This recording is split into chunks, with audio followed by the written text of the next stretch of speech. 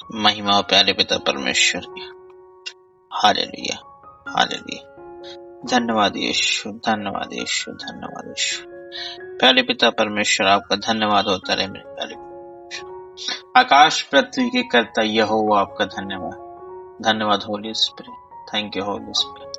हर दुष्ट आत्मा मेरे पिता जिनके खिलाफ खड़ा हुआ है, इसी वक्त आज्ञा देता हूं बंध जाए इन जीसस ने। वचन कहता है धरती पर बांध, स्वर्ग में बांध दूंगा। इसी वक्त हर एक दुष्ट आत्मा को आज्ञा देता हूं बंध जाए यीशु मसीह के नाम से मेरे पिता। मिकाइल को आज्ञा देता हूं इसी वक्त स्वर्ग से निकले इन जीसस ने।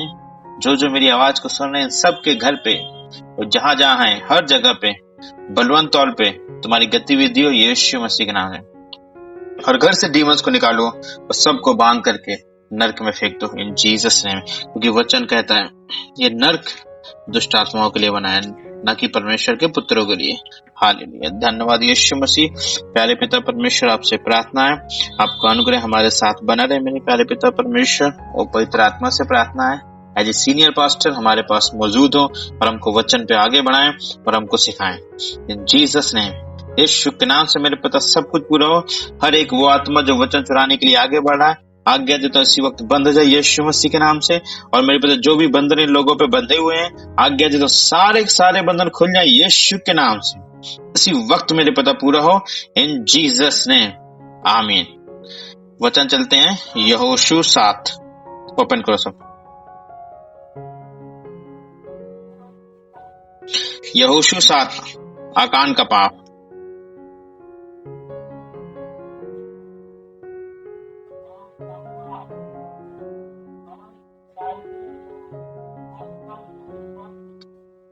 आवाज नहीं आ रही, मैं पढ़ रहा हूं।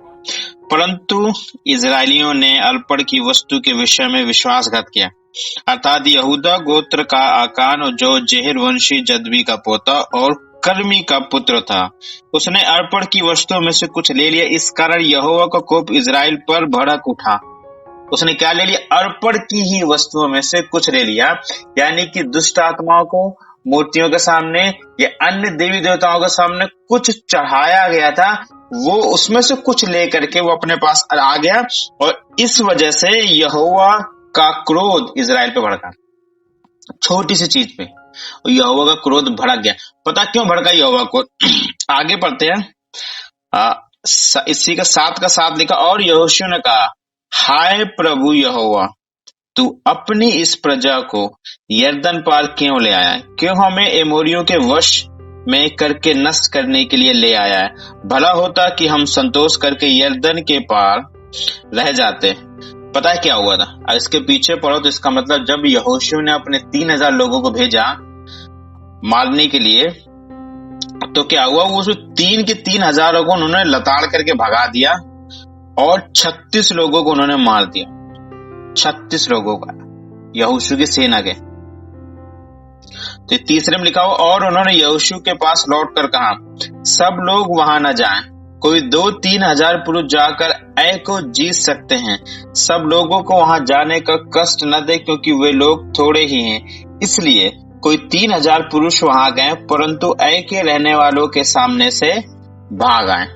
तब ऐ के रहने वालों ने उनमें से कोई 36 पुरुष मार डाले और अपने फाटक से शबारीम तक उनका पीछा करके उतराई में उनको मारते गए। तब लोगों का मन पिघल कर जल सा बन गया।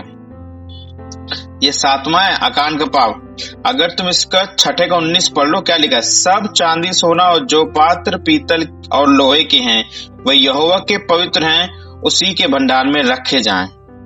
तब लोगों ने जय जयकार किया और याजक नरसिंह फूंकते, और जब लोग नरसिंह का शब्द सुना तो फिर बड़ी ही ध्वनि से उन्होंने जय जयकार किया। तब शहर पनाह नींव से गिर पड़ी और लोग अपने सामने से उस नगर में चढ़ गए और नगर को ले लिया।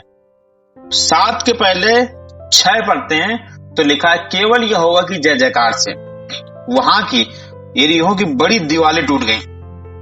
समझो, यहोवा की जय जयकार से बड़ी दीवारें टूट गईं, क्योंकि यहोवा उनके साथ था। अभी तक उनके बीच में पाप नहीं था, अभी तो कुछ भी ऐसा उनके बीच में नहीं आया जिससे यहोवा उनसे अपना मुंह फेर लेता। लेकिन चैप्टर 7 पे आकान का पाप आया। उन्होंने क्या किया? इजरायलियों ने अर्पण की वस्तु के विषय में विश्वासघात किया, अर्थात यहूदा गोत्र का आकान। अर्पण की वस्तु, अर्पण किसको वस्तु की गई थी? दुष्ट आत्माओं को, मूर्तियों के सामने। में भी सोना, चांदी, प्रसाद कुछ भी हो सकता है। यानी कि अर्पण की हुई वस्तुओं को जैसे वो अपने पास ले करके आए, तो यहोवा का प्रकोप इसलिए आया क्योंकि उनके साथ कुछ और चला आया। समझ रहे मेरी बात आप? उनके साथ कुछ और चला है। जब आप अपने घर में मूर्तियों को लेकर के रख लेते हो तो उनके साथ एक दुष्ट आत्मा चली आती है। जब आप किसी का प्रसाद ले लेते हो तो उसके पीछे एक डीमन चला आता है। आपने खाया नहीं, इसने रख लिया, यानी उसके साथ एक दुष्ट आत्मा लगी चली आई। आप किसी के घर में गए, उसके घर से अगर आप कुछ गाली गलौज सीख के आ गए तो उसके पीछे लगी हुई दुष्ट आत्मा तुम्हारे पीछे चले, अब वो तुम्हारे घर में नाश करेगा। इसका मतलब ये नहीं कि यहोवा तुमको बर्बाद करे, इसका मतलब ये कि यहोवा तुमसे नाराज हो गया। वो इसलिए तुमसे नाराज हो गया क्योंकि तुमने यहोवा की वाचा को तोड़ दिया, तुमने यहोवा के वचनों को तोड़ दिया। यहोवा ने बोला था एरियो में जाना, सबको मार देना, सबको नष्ट कर देना, कुछ भी लेकर के मत आना, लेकिन इन्होंने चोरी करके कुछ अपने पास लेकर के रख लिया। वो सोने चांदी जैसी महंगी वस्तु थी, और लेकिन वो उसने यहोशू से तो छुपा लिया, लेकिन वो परमेश्वर से नहीं छुपा पाया। क्या हम तुम पाप करने के बाद यहोवा से छुपा सकते हैं? कोई छुपा सकता है? क्या आपको लगता है कि अरे मेरे पास तो पास्टर का फोन आएगा, पादरी का फोन आएगा तो बोल दूंगा भाई मैंने तो चोरी नहीं की, मैंने तो ऐसा काम नहीं किया, मैंने तो ये बातें सुनी नहीं है, मैंने तो किसी की चुगली की नहीं ना। यहोवा कहता मुझे सब पता है। यहोशू को कुछ नहीं पता था। यहोशू तो परेशान हो गया कि मेरे 36 लोगों को मार दिया गया और सबको लखेद करके भगा दिया ऐने, जो कि छोटा सा है, उनको तो आराम से मार सकते थे। इसलिए ऐसा हुआ क्योंकि यहोवा का हाथ उनके ऊपर हट गया था, उनके बीच में एक डीमन विराजमान हो गया था। एक गलती से आज अगर अपने घर में फोटो रखते हैं, आज अपने घर मूर्ति रखते हैं, अपने घर में दारू पीते हैं, लोगों की अन्य चीजें सीखते हैं, अन्य बातों को अपने घर में लागू करते हैं, तो आप समझो आपके जीवन पे कितना ज्यादा इम्पैक्ट नहीं होने वाला। यहोशू अभी सारी लड़ाई जीतता चला रहा है, परमेश्वर का आशीष उसके ऊपर है। मूसा ने अपना हाथ रख करके यहोशू को ब्लेस किया था। वो आत्मा जो मूसा के अंदर था वो यहोशू में ट्रांसफर हो चुका था। अब यहोशू लड़ाई हार गया। देख लो, आज यीशु आपके साथ है, पवित्र आत्मा आपके साथ है, पिता परमेश्वर है। उसने बोला हुआ है न तो आसमान में कोई है, न जमीन में कोई है, न जमीन के नीचे कोई है जो तुम्हें मेरे प्रेम से अलग कर ले। बोला है ना उसने। लेकिन किसने यहां परमेश्वर के प्रेम से अलग किया? केवल परमेश्वर की आज्ञा न मानने वालों को। इन्होंने परमेश्वर की आज्ञा न मानी, इन्होंने क्या किया? अर्पण की वस्तु को अपने घर में ला करके रख लिया। लालच तो था ये अर्पण की वस्तु, और उनको ये नहीं पता था उस अर्पण की हुई वस्तु के पीछे कुछ ऐसे दुष्ट हैं जिनके पास आ रहे हैं और जिनको बर्बाद करेंगे। एग्जैक्ट यही यहां पर हुआ। अब यहोशू परेशान हुआ जब उसने अपने कपड़े फाड़े, यहोवा के सामने गिर गया, रात भर पड़ा रहा, मिट्टी ऊपर डाल दी कि यहोवा ऐसा क्या किया, तू ऐसा क्यों हम पे प्रकोप डाल रहा है, क्या दिक्कत हो गई, क्या परेशानी। अब यहोवा ने उसे बताया 15, तब जो पुरुष अर्पण की वस्तु रखे हुए पकड़ा जाए वह और जो कुछ उसका हो सब आग में डालकर जला दिया जाए, क्योंकि उसने यहोवा की वाचा को तोड़ा है और इजराइल में अनुचित कर्म किया है। कब यहोवा ने बोला मैं तेरे साथ दोबारा आऊंगा? जब उन लोगों को जिन लोगों ने ये वस्तु रखी है, अपने पास रखा है, जब तक उनको अपनी आंखों से निकाल नहीं देगा, जब तक उनको अपने पास से निकाल नहीं देगा, यहोवा कहता मैं तुझे दोबारा ब्लेस नहीं करूंगा। समझ रहे हो आप मेरी बात? यहोवा क्या कहना चाहते हैं यहाँ पर? आत्मा क्या कहना चाहता है? आत्मा ये कहना चाहता है कि अगर आप ऐसे लोगों के बीच में फंसे पड़े हो जो कि गंदी चीज जुड़े हुए हैं, गंदे काम करते हैं, जादू टोना करते हैं, कुछ भी गलत अपशब्द करते हैं, कुछ भी ऐसा कार्य जो परमेश्वर की वाचा के खिलाफ है, यहाँ क्या लिखा? यहोवा की वाचा को तोड़ा है। आपको पता है, आपने बाइबल पढ़ रखी है, आप वचन जानते हो, आप सब कुछ जानते हो। ऐसे लोग जो ये काम करते हैं, यहोवा कहता है जब तक ये तेरे साथ हैं, जब तक तेरे संबंध से है, जब तक ये तेरी आंखों सामने, तब तक मैं तुझे ब्लेस नहीं कर पाऊंगा। क्योंकि ऐसा नहीं यहोवा ब्लेस नहीं करना चाहता, यहोवा ब्लेस करना चाहता है, लेकिन जबरदस्ती कुछ दुष्ट आत्मा है जो अपनी पावर से तुमको रोक रही है। ऐसा नहीं कि यहोवा ज्यादा पावरफुल है, यहोवा रोक नहीं सकता, लेकिन परमेश्वर क्या कहता है? मैं अपनी वाचा का पक्का हूं। अपनी वाचा का पक्का है ना। उसने बोला कि तुम गाली मत देना, तो तुम गाली मत देना। अगर तुम गाली दोगे तो तुम्हारे ब्लेसिंग का परसेंटेज तुम्हारे जीवन से कटेगा, बिल्कुल कटेगा, कोई नहीं रोक सकता इसे। तो इन चीजों को समझना बहुत जरूरी। केवल याद हो, केवल अर्पण की वस्तु से, अर्पण की भी वस्तु क्या है, आगे पढ़ते हैं।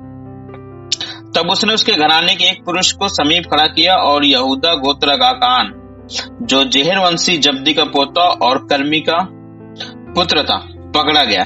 तब यहोशू आकान से कहने लगा, हे मेरे बेटे, इजराइल के परमेश्वर यहोवा का आदर कर और उसके आगे अंगीकरण कर, और जो कुछ तूने किया है वह मुझको बता दे और मुझसे कुछ मत छिपा। अब आगे क्या हो रहा है, लिखा हुआ, आकान ने यहोशू को उत्तर दिया, सचमुच मैंने इजराइल के परमेश्वर यहोवा के विरुद्ध पाप किया है। पहले आकान ने बताया नहीं, बताया ना, पर यहोवा जानता था ना। यहोवा तुम छुपा सकते हो, कुछ नहीं छुपा सकते। कोई अपने आप को स्मार्ट समझता हो, कोई अपने आप को बहुत अच्छा समझता हो कि मैं पाप करने के बाद मीटिंग में आकर बोल दूं मैंने तो पाप नहीं किया, मैं चोरी करने के बाद मीटिंग में बोल दूं मैंने चोरी नहीं किया, तो तुम अपने आप को सबसे बड़ा धोखा दे रहे हो। कि अगर तुम यहाँ पर आके अपना पश्चाताप करोगे, माफी मांगो, तो यहोवा कहता मैं तुझे माफ करूंगा, लेकिन नहीं मांगोगे तो यहोवा कहता नरक का दरवाजा खुला है, जा और गिर जा। तब क्या हुआ, जबकि 21 में लिखा, जब मुझे लूट में शिनार देश का एक सुंदर ओढ़ना और 200 शकेल चांदी और 50 शकेल सोने की एक ईंट देख पड़ी, तब मैंने उनका लालच करके, आगे लिखा, उन्हें रख लिया। वे मेरे डेरे के भीतर भूमि में गड़े हैं और सब के सब नीचे चांदी है। देखा उसने क्या किया, उसने कहां गाड़ा था उनको, डेरे के अंदर गाड़ दिया था, भूमि में, जमीन में गाड़ के। तुम्हारी आंखों से ओझल हो सकता है, लोगों की आंखों से ओझल हो सकता है, उसने सारी पब्लिक की आंखों से ओझल किया, यहोशू की आंखों से ओझल किया, लेकिन यहोवा ने जमीन के अंदर भी देख लिया, नहीं देख लिया? yes. अब समझो, क्या हमें यहोवा से कुछ छिपाना चाहिए? नहीं। क्या हमें कुछ ऐसा पाप करके यहोवा से दूर होना चाहिए? नहीं। एक छोटा सा पाप यहोवा से दूर कर लेगा, उसको 36 लोग मारेंगे। आज एक छोटा सा पाप, छोटी सी गलती तुम्हारे जीवन की 36 ब्लेसिंग्स को ले जाएगा। मैंने कहता तुम्हारे घर 36 लोग मारे जाएंगे, 36 ब्लेसिंग्स को तुम्हारी ले जाएगा। तुम 36 दिन, 36 महीने, 36 साल तक प्रार्थना करते रहोगे, लेकिन यहोवा की आशीष नहीं आ पाएगी। क्यों नहीं आ पाई पता है? एक पाप की वजह से। अगर तुमने अपने घर में ऐसी चीजों को रख रखा है, तो यहोवा कहता मैं तुमको ब्लेस नहीं करूंगा। उसने व्यवस्था विवरण पे क्या लिखा हुआ है, जो मूर्ति के आगे झुके, जो जादू टोना करे, और जो भूत सा साधक हो, जो सिद्धि करने वाला हो, उसने क्या बोला, उन सबको खत्म कर दो, इनको मत छोड़ो। क्योंकि ऐसी दुष्ट आत्माओं से बहुत से लोगों को परेशानी होती, एक लोगों से बहुतों को परेशानी होती। लेकिन आज परमेश्वर क्या कहता है, आज परमेश्वर कहता मैं तुमको तुम्हारे परिवार से, तुम्हारे भाई से, लोगों से अलग करूंगा।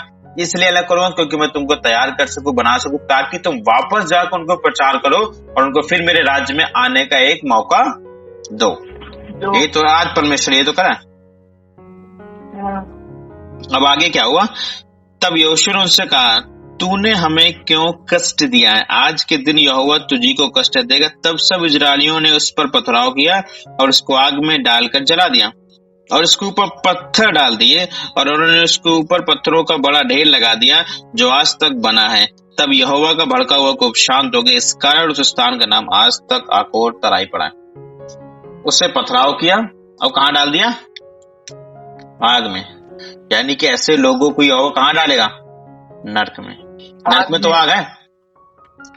यहोवा कहता मैं ऐसे लोगों को नरक में डालने वाला हूं।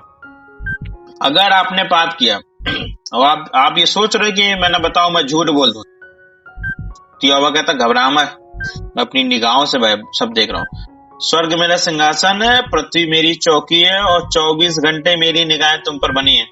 तुम ये मत सोचो कि 1 करोड़ 2 करोड़ 700 बिलियन लोग हैं इंडिया पूरे मतलब विश्व में, तो मैं किसी को नहीं देख पाऊंगा। ये सबसे बड़ी भूल है। जब वो कहता मैं सब पे निगाह रखता हूँ, मैं सबको देखता हूँ। वो यहाँ भी देख रहा है, उस समय तुम्हारे यहाँ भी देख रहा है, उस समय इंडिया के बाहर भी देख रहा है, वो सबको देख रहा है। इसके आगे क्या हुआ, तब यहोवा ने यहोशू से कहा मत डर और तेरा मन कच्चा न हो, कमर बांध कर सब योद्धाओं को साथ ले और ए पर चढ़ाई कर। सुन, मैंने एक के राजा को और उसकी प्रजा को, उसके नगर को देश समेत तेरे वश में कर दिया है। कब के उसके वश में? जब उस उन परेशानियों को, उन वाचा न मानने वालों को, उन परमेश्वर की आज्ञा न मानने वालों को यहोशू ने अपने आप से क्या किया? दूर कर दिया। आज ऐसी बहुत सारी समस्या हमारे पास। ये जरूरी नहीं कि तुम्हारे भाई, तुम्हारी बहन, ये तुम्हारे घर के लोग इस तरह के हों। याद हमारे तुम्हारे जीवन में समस्याओं से तो हो सकता है हम चोरी करते हो सकता है हमारे बीच में बहुत सारे ऐसे लोग हो जो जाके प्रसाद खा लेते हो सकता है हमारे बीच में बहुत सारे ऐसे लोग हो जो अपने माँ बाप को गाली गलौज देते हो, अपने माँ बाप का आदर न करते हो, वे विचार करते हो, मूर्ति बनाने वाले हो। वैसे बहुत सारे लोग हो सकते हैं जो परमेश्वर की यहोवा की आज्ञा पे ना चलते हो, जो प्रभु यीशु मसीह ना मानते हो। परमेश्वर कहता है जब तक ये सारी चीजें तो अपने पास रखेगा मैं तुझे ब्लेस नहीं करने वाला। तू 3 दिन नहीं, तो 36 दिन नहीं, तो 36 साल नहीं, तो 360 साल का होके प्रार्थना कर, मैं तुझे ब्लेस नहीं करूंगा क्योंकि तू मेरी आज्ञा पे नहीं चल रहा है। आज ये सारी चीजें हो सकती है। कोई दारू हो सकता है, दारू पीने वाला, कोई हो सकता है अपनी बीवी से लड़ता हो, कोई हो सकता है अब माँ बाप अपने बच्चों को उल्टा सीधा बोलते हो, हर बार गलत शब्द निकालते हो। कुछ भी ऐसी परेशानी हो सकती है जो परमेश्वर को पसंद नहीं है। क्यों? क्योंकि इन सारी चीजों के पीछे कौन है? डीमन। इन सारी चीजों के पीछे कौन है? डीमन। तो परमेश्वर होगा तो तुम्हें छोड़ने वाला नहीं है, बिल्कुल नहीं छोड़ेगा। क्योंकि उसने यहाँ क्या लिखा हुआ है? अर्पण की वस्तु के विषय में विश्वासघात किया, अर्थात यहोवा का गोत्र जो अकान और जेर वंशी का पोता है, जिसने अर्पण की वस्तुओं में से कुछ ले लिया। इस कारण यहोवा का कोप इजराइल पर भड़का। यहोवा का कोप भड़का। कौन चाहता है यहोवा का प्रकोप लेना? परमेश्वर ने बोला मैंने जगत से ऐसा प्रेम किया, अपना इकलौता पुत्र दे दिया। क्या तुम चाहते हो उसका प्रकोप लेना? क्या तुम चाहते हो उसका गुस्सा लेना? क्या कोई चाहता है कि परमेश्वर तुम पे भड़के? याद रखना, अगर परमेश्वर तुम पे भड़क गया तो तुम्हें बचाने वाला कोई नहीं। दुनिया की कोई पावर, कोई ताकत, तो कुछ तुमको बचा नहीं सकता। अभी कुछ समय पहले देखो तो उसने जय जयकार करके यरीहो की दीवारों को तोड़ दिया था, कुछ समय पहले। अब अगले चैप्टर में आ रहे हैं तो देख रहे हैं कि उसको 36 लोगों को मार दिया गया, एक गलती की वजह से उन्होंने अर्पण की हुई वस्तु को अपने पास रख लिया।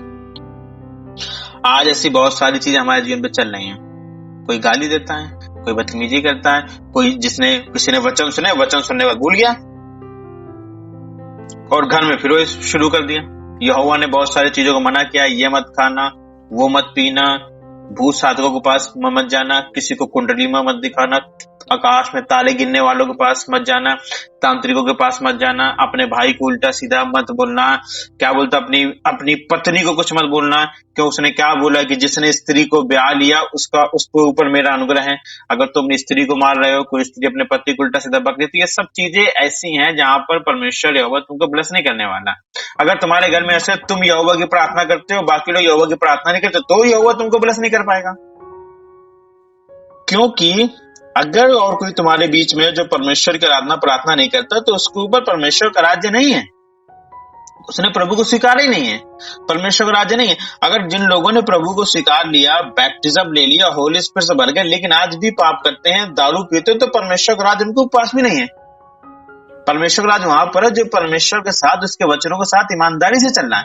अगर आप परमेश्वर के साथ ईमानदारी से नहीं चलते, आपने पाप माफी नहीं मांगी, आपके पति हो सकते हैं, आपके बच्चे हो सकते हैं, आपके पड़ोसी हो सकते हैं, अगर इन लोगों के बीच में अगर आपका इनके संबंध है, सब कुछ है, तो परमेश्वर आपको ब्लेस नहीं कर पाएगा। क्यों? क्योंकि वही चीजें उनके आसपास से डीमन आप पे घेरा डाले हुए हैं और आपकी सारी ब्लेसिंग्स को रोके हुए हैं। किसी को पता नहीं इस बात का, बट ऐसा होता है। इस चीज से बचने के लिए क्या करना है हमें? ऐसे रिश्तेदारों को, ऐसे दोस्तों को, ऐसे लोगों को हमें छोड़ना है। अगर हम कुछ ऐसे लोग हैं जिनको हम छोड़ नहीं पा रहे, उनको हमें समझाना है, बताना है, सिखाना है कि सारी चीजों को छोड़ो, जो कुछ भी यहोवा के खिलाफ इनको छोड़ो। यहोवा के 10 कमांडमेंट्स है, बाइबल पढ़ो, सीखो, प्रभु के बारे में जानो, होली स्पिरिट लो और अपने जीवन को बदलो। क्योंकि जब तक तुम अपने जीवन को नहीं बदलोगे, तुम पे ब्लेसिंग नहीं आएगी।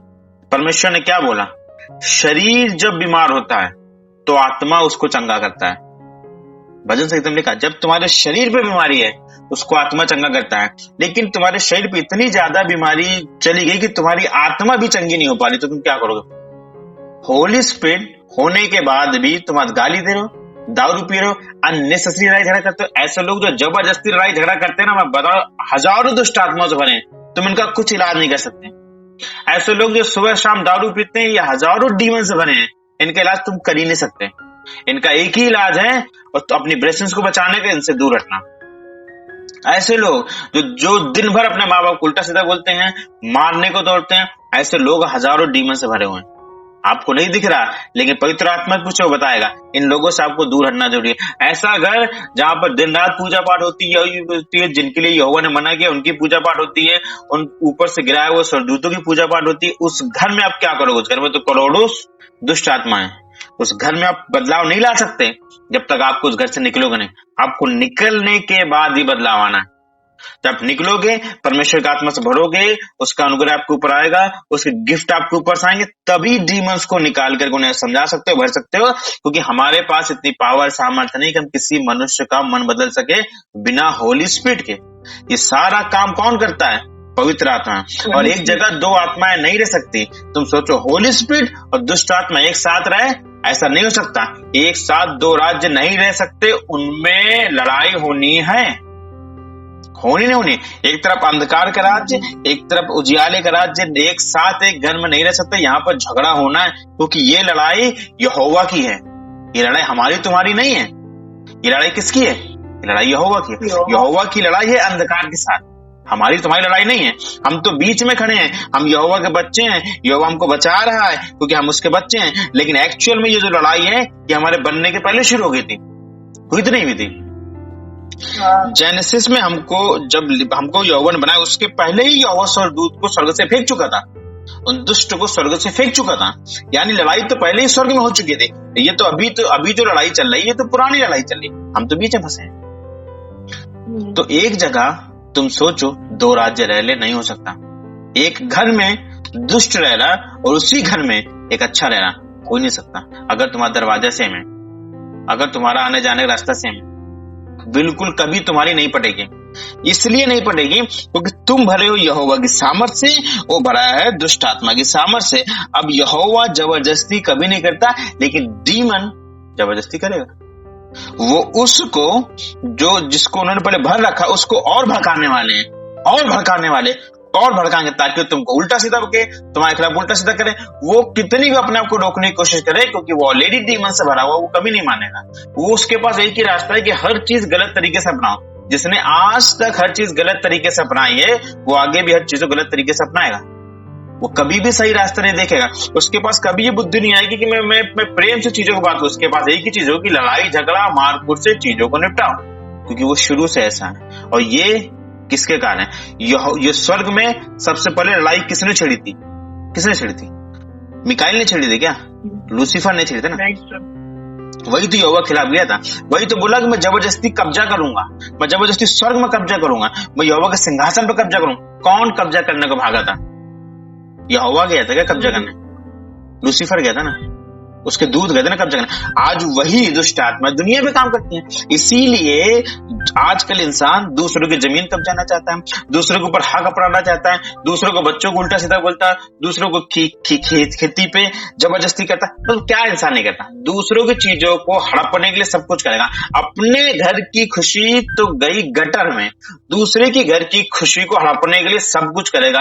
अपने घर की परेशानी गई गटर में, दूसरे की घर की परेशानी बढ़ाने के लिए सब कुछ करेगा। भले खुद भी घर में खाने के लिए ना हो, लेकिन दूसरे के घर से खाना ना मांगने देगा, उसे घर में चोरी करना पसंद करेगा, उसके बच्चों को उल्टा सीधा बोलना पसंद करेगा। अगर जब कुछ नहीं कर पाएगा तो मुंह से ताने मारना शुरू करेगा। यही तो इंसान करता है आजकल। भाई भाई क्यों मार रहा है? क्या ये यहोवा ने दिया है? कहां से है ये? किस दुष्ट ने सब शुरू किया है? लूसीफर ने। उसी के तो दूत कर रहे हैं ना, उसी की आदत है ना।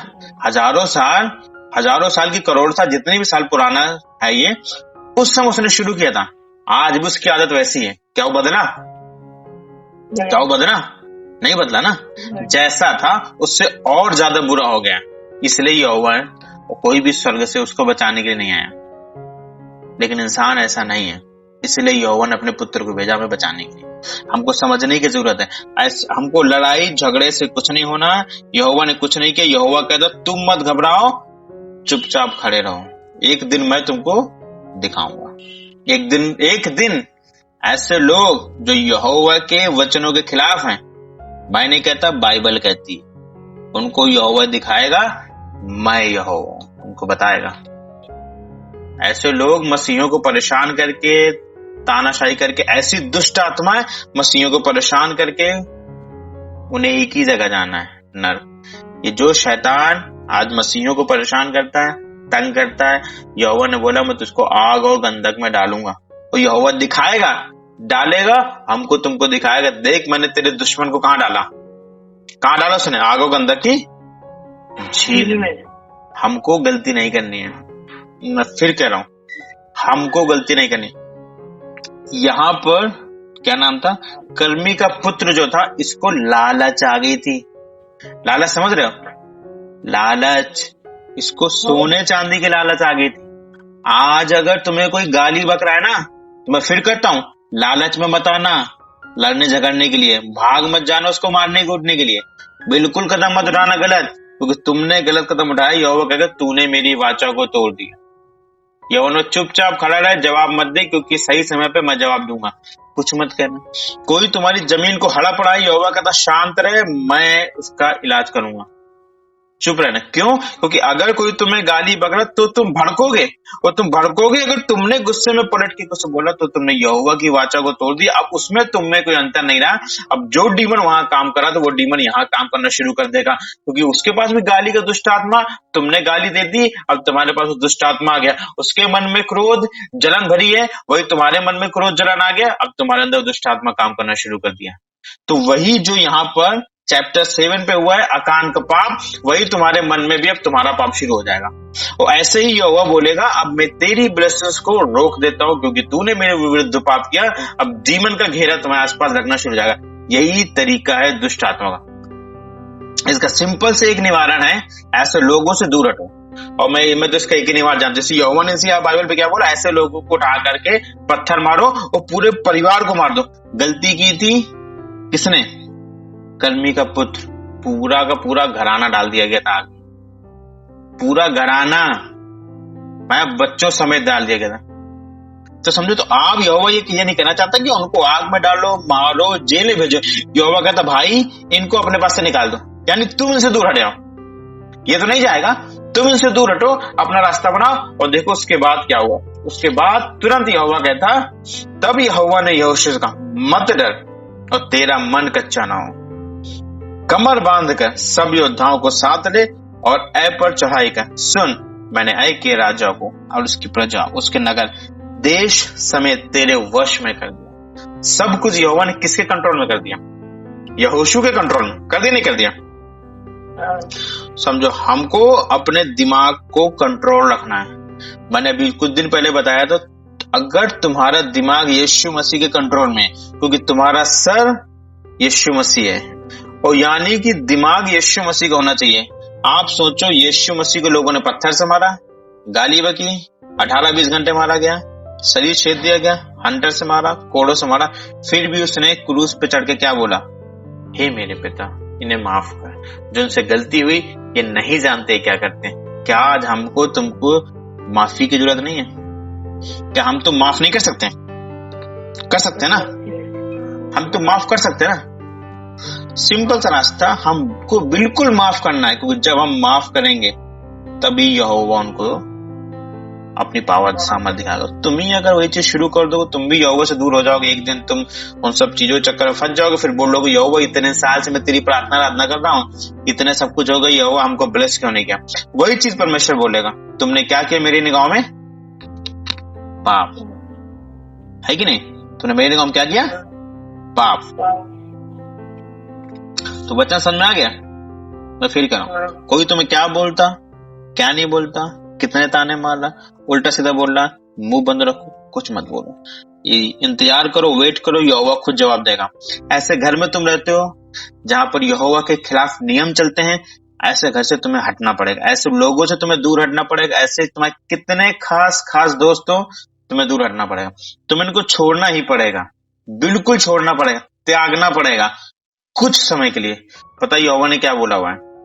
अगर तू मुझ में ईमानदारी से चलेगा और मेरे वचनों को मानेगा, तो तेरे रिश्तेदार और तेरे साथी यहां से लेकर आकाश इतनी दूरी में भी चले गए होंगे ना, तुम उनको तेरे पास ले आऊंगा। यानी तुम्हारे रिश्तेदार, तुम इंडिया में रहते हो ना, तो तुमसे 1000 करोड़ों मील दूर तुम्हारे रिश्तेदार जाके रहने लगे होंगे। ये यहोवा तुमको वहां से 1000 करोड़ों मील दूर लेकर के चलाया होगा। यहोवा कहता मैं तेरा मेल मिलाप करा दूंगा। पता कब? जब तुम ईमानदारी से चलोगे। आज तुम ऐसे लोगों के बीच में रहते हो कि तुम ईमानदारी से नहीं चल पा रहे। तुम खूब सोचो कि हम ईमानदारी से चल रहे हैं, यहोवा बिल्कुल सही है, हम तेरे वचनों को मानते हैं, सब कुछ करते हैं। एक बार बैठ करके सोचना, दिन में कितनी बार यहोवा के वचनों को तोड़ते हो? कितनी बार यहोवा के वचनों को तोड़ते हैं? किसी ने तुम्हारा नुकसान कर दिया, तुम्हारे मन में घमंड आ गया, गुस्सा आ गया। घमंड गुस्सा यहोवा की ओर से नहीं है। तुमने वचन को तोड़ दिया, वहीं वचन टूट गया। तुमने किसी की चुगली ठोक दी, वहीं वो वचन टूट गया। तुमने किसी को उल्टा सीधा बोल दिया, उधर ही वो वचन टूट गया। तुमने कोई अन्य देवी देवता की पूजा पाठ कर, तुम वहां खड़े हो गए, तुमने धोखे से हाथ जोड़ दिया, प्रसाद को ले लिया, वो वचन तो अब तो और खतरनाक तरीके से टूट गया। किसी पंडित को धोखे से हाथ दिखा दिया, मेरा हाथ देख लो, वचन टूट गया। किसी को कुंडली दिखा दी, वचन टूट गया। टूटा नहीं टूटा? समझो तो कितनी जगह तुम वचनों को नहीं तोड़ते हो। इन सब चीजों से बचने का अच्छा ये तरीका है, एक ऐसा घर, ऐसी जगह चुनो जो यहोवा से ब्लेस्ड हो। उसे बोलो परमेश्वर ब्लेस कर इसे, हम तेरी उपस्थिति में रहने पाए। उस वो घर में ऐसा कभी कभी प्रवेश मत करो, ऐसे लोगों से दूर रहो, ऐसे लोगों से बातचीत न करो जो तुमको बिगाड़ दे। ऐसे लोगों के बीच में तुम जाते हो जो दिन भर गाली देते हैं, एक दिन नहीं, 2 दिन नहीं, 4 दिन, एक दिन तुम्हारे मुंह से गाली निकल आएगी, तो क्या तुमने यहोवा के वचन को नहीं तोड़ा? उसका तुम माफी मांग लो, वो बात की बात है। वचन तो टूटा, पाप तो तुमने किया ना, तो ये सारी चीजें तो तुमने कर दी ना। फिर ये तो बहुत इंपॉर्टेंट है ना, इसी चीज समझना बहुत जरूरी है। छोटी छोटी चीजों से शैतान हमको अटैक करता है। अगर इन चीजों को हमने नियंत्रण, कंट्रोल पे नहीं किया, तो याद है ना, फिर 3 नहीं 36 महीने और 36 साल हो जाएंगे, हमारी प्रार्थना का जवाब नहीं आएगा ही नहीं। इसलिए क्योंकि तुमने यहोवा को नाराज कर दिया। तो माफी मांगोगे, फिर वही काम करोगे, माफी मांगोगे, फिर वही काम करोगे। उस काम को सेम इसलिए रिपीट करोगे क्योंकि अभी तक तुमने रूट कॉज तो निकाला नहीं, उस गलती का रीजन, उस गलती कहां से हो रही तुमने वो नहीं निकाला। तुमने तो केवल एक काम किया, गलती की माफी मांगी, गलती की माफी मांगी, बट एक्चुअल में गलती कहां से हो रही है उसको तुमने जड़ से नहीं निकाला। अगर तुम किसी ऐसे मनुष्य के साथ रहते हो जिसकी बातें सुनकर तुम्हें तकलीफ हो रही, परेशानी हो रही, तो तुम्हें आज्ञा है, जरूरत है तुम उससे दूर हटने की। कोई ऐसा दोस्त है तुम्हारा जो तुमको डेली दारू के लिए बोलता है, तो जिसकी वजह से तुम दारू पी के पाप कर देते हो, तो तुम्हें जरूरत है उससे रिश्ता, दोस्ती खत्म करने की, ऐसे रिश्तेदारों से दूर हटने की, ऐसे माँ बाप से दूर हटने की, ऐसे घर वालों से दूर हटने की। ऐसा घर जहां पर यहोवा की इच्छा नहीं पूरी होती, वहां पर शैतान की इच्छा पूरी होती। जरूरत है आपको ऐसे घर से दूर हटने की। शैतान आपको नहीं हटने देगा, मैं फिर कहता हूँ, शैतान आपको नहीं हटने देगा, क्योंकि आप ऑलरेडी यहोवा के राज्य में हो, उसका अपना राज्य है और वो चाहता है तुमको अपने राज्य में लाना। क्यों? क्योंकि पता, जब गैर मसीही ऑलरेडी उसके राज्य में, उससे कोई फर्क नहीं पड़ता, लेकिन जब एक मसीही को खींच के लाता है ना, वो समझ, आप प्रभु यीशु मसीह में आपसे पाप करा करके अपने राज्य में खींच के लाता ना, फिर यीशु मसीह क्या बोलता है, देख तेरा पुत्र कितनी मजबूती से चल रहा था, खींच के मैं अपने पास ले आया। क्योंकि ये लड़ाई है, ये लड़ाई में कौन जीतता कौन हारता बहुत जरूरी है। 2 राजा बैठे हुए हैं, एक तरफ यीशु मसीह, एक तरफ लूसीफर, एक तरफ अंधकार का राज, एक तरफ रोशनी का राज। जब प्रभु यीशु मसीह जीतता है तो वहां खुशी मनाई जाती है। जब लूसीफर तुम पे हावी होता है, तुमको खींच लेता है, तो वो खुशी मनाता है और प्रभु यीशु मसीह को नाराज करता है, उसको नाराज करता है, उसको निराश भी करता है और बोलते हुए, देख तेरा बच्चा तेरे राज्य में था, मैंने तेरे राज्य से उसे खींच करके अपने पास ले आया। अब सोचो, ये तुम्हारी गलती की वजह से प्रभु यीशु मसीह को कभी कभी अब शर्मिंदा होना पड़ता हो कि मेरा बच्चा कैसा है, मेरे पास आया, माफी मांगी, आया, माफी मांगी, गलती की, माफी मांगी, गलती की, माफी मांगी, बस। लेकिन वो चीज नहीं कर रहा है जो मैं इसको समझा रहा हूं करने के लिए, कि उन चीजों से दूर हट, ऐसे दोस्तों को छोड़, ऐसे रिश्तेदारों को छोड़, ऐसे मोहल्ले को छोड़, ऐसा पैसा छोड़, ऐसी चीजें छोड़, ऐसा खाना छोड़ जो तुझे परेशान करता है, जिसकी वजह से मुझे नाराज होना पड़ा। आज पौलुस ने बाइबल पे लिखा हो, क्या लिखा हो, तुम बार बार पाप करते हो और प्रभु यीशु मसीह को क्रूस पे चढ़ा देते हो। किसने प्रभु को क्रूस पे चढ़ाया था? शैतान ने चढ़ाया था ना? नहीं चढ़ाया था? शैतान ने इसको क्रूस पे चढ़ाया था। आज जब तुम पाप करते हो तो शैतान हंसता है, हा हा हा, तो बोलता, देखो प्रभु, देख यीशु, तेरे पुत्र को मैंने अपने कब्जे में ले लिया, इसने पाप कर दिया। अब प्रभु कहां चढ़ गया? क्रूस में चढ़ गया, यानी वो दुख में चला गया। किस में चला गया? दुख में, निराशा में, वो परेशान हो गया कि देखो, उसने क्या लिखा बाइबल में, मैं तुम्हारी चिंता करता हूं, लिखा ना बाइबल पे, अपनी चिंताओं को मेरे ऊपर डाल दो क्योंकि मैं तुम्हारी चिंता करता हूं, मैं तुम्हारे बारे में सोचता हूं। वो तो सोच रहा है, परेशान है, अपना लहू बहा दिया, मर करके तुम्हारे लिए चला गया, उसको कोई जरूरत नहीं थी लूसीफर से लड़ने की, वो जब जाए तब उसको मार के फेंक दे, लेकिन तुम्हारी वजह से, आज तुम्हारी गलतियों की वजह से वो शर्मिंदा होता है क्योंकि तुम केवल एक ऐसा कदम नहीं उठा पा जो उठाना चाहिए। कदम क्या है? मजबूती से आगे बढ़ना। परमेश्वर कहता है कंफर्ट जोन को छोड़ करके अनकंफर्ट जोन पे जा। अरे जा, चीजें जबरदस्ती कर, मुझे पता है तेरे लिए कठिन है, लेकिन मैं तुझे कठिनाई में डालूंगा तो मैं निकालूंगा ना, वही तो निकालेगा ना। घर बैठे कुछ नहीं मिलने वाला, हमको स्टेप लेना है, कदम लेना है। अगर ये परेशानी दिक्कत है तो हमको लेना है, तभी यहोवा की आशीषें आने वाली है, वरना नहीं आएंगे। मैं सच बता रहा हूं, बाइबल से फिर पढ़ लेना। तभी यहां पर यहोशू के लोग मारे गए और हार गए। इसीलिए हमको ये कदम उठाना पड़ेगा और समझना पड़ेगा, ये बहुत जरूरी है। ये छोटे छोटे पाप हैं, हमको तुमको नहीं समझ में आते, लेकिन ये पवित्र आत्मा हमको बता सकता है। समझ में आ गया? मेरे वचन तो खत्म है, किसी को समझना हो तो पूछ लो।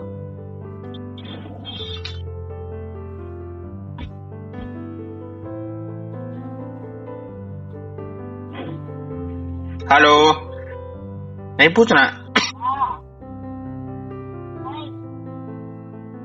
चलो ठीक है, जय मसीह की। करो भाई प्रार्थना।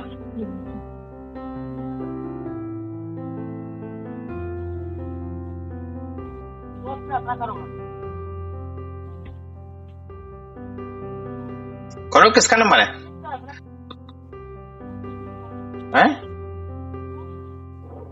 करो प्रार्थना, किसका नंबर?